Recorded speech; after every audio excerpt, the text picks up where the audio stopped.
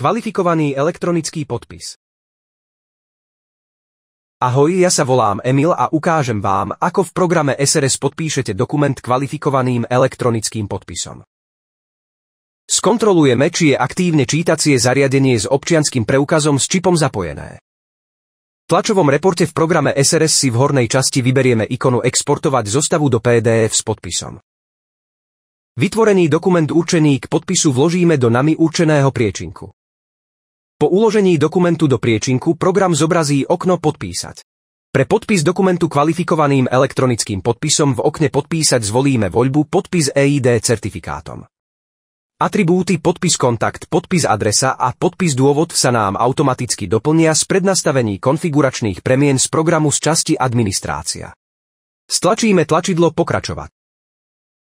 Na obrazovke sa zobrazí autentifikačné okno pre overenie identity prihlasujúceho sa používateľa. Bok. Bezpečnostný osobný kód. Potom vložíme 6-ciferný kód.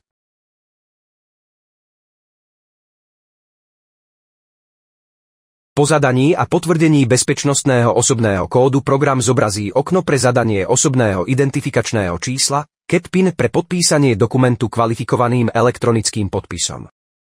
Vložíme 6-ciferný kód.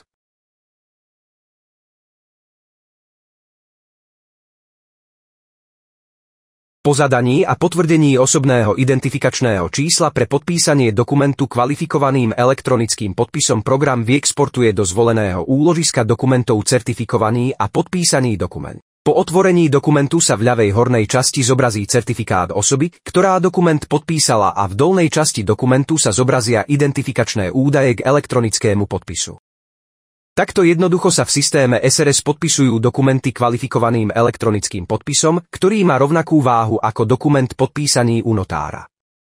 A takisto je možné aj hromadné podpisovanie dokumentov.